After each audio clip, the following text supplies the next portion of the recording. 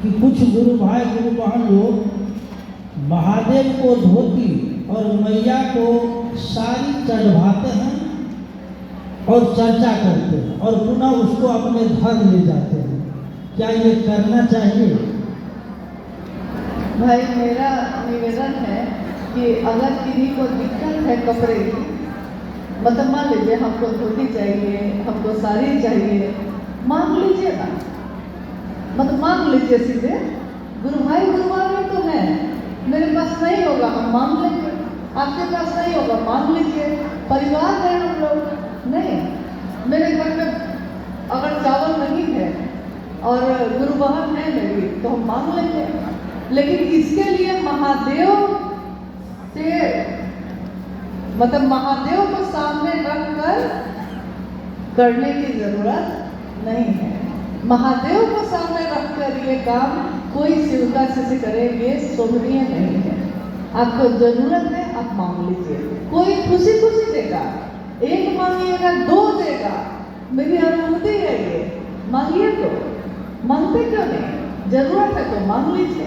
लेकिन महादेव का सहारा लेकर करना ठीक नहीं है, क्योंकि जो गरीब है वो शिव चर्चा नहीं रख पाएगा।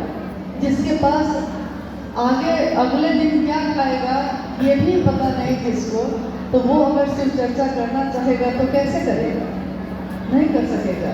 हम कहेंगे कि नहीं फल भी चढ़ाओ, मिठाई भी चढ़ाओ, कपड़ा भी चढ़ाओ, तो वो कैसे करेगा? साहस ही नहीं करेगा, और उस कपड़े से आपका कभी भला भी नहीं होगा, उन्नति हो जाती है। कितने लोग तो शिव चर्चा के नाम पे धन दानी करते हैं और चुपचाप रख लेते हैं, क्या उनकी उन्नति हो गई? अगर ये करने से उन्नति हो गई है तो और करिए। एक बार साहब के कार्यक्रम में ऐसा हुआ, बहुत पहले की बात है, बिहार में हुआ।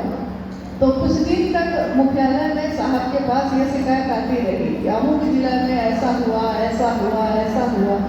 साहब ने कहा कि आप धरती से महादेव को देखते हैं, मैं महादेव की तरफ से धरती को देखता हूँ। आप धरती से देखते हैं तो आपके चिंतन में ये आता है कि इतना पैसा रख लिया, इतना पैसा रख लिया और महादेव के नाम पे जुटाया था और वहाँ के आयोजक लोगों ने रख लिया। लेकिन मैं महादेव की तरफ से जब देखता हूँ तो मुझको लगता है कि जो महादेव के लिए खड़ा है उसको इससे कोई फर्क नहीं पड़ा।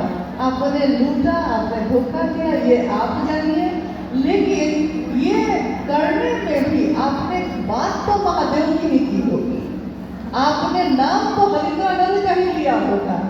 10 रुपया किसी से ठगना है अगर, तब भी आपने परोसा तो महादेव को ही होगा। तो साहब ने कहा कि छोड़ो बेकार की बातों को, क्योंकि इसमें कुछ नहीं रखा है। जो ईमानदार है वो ईमानदार ही रहेगा, जो बेईमान है वो बेईमान ही रहेगा। लेकिन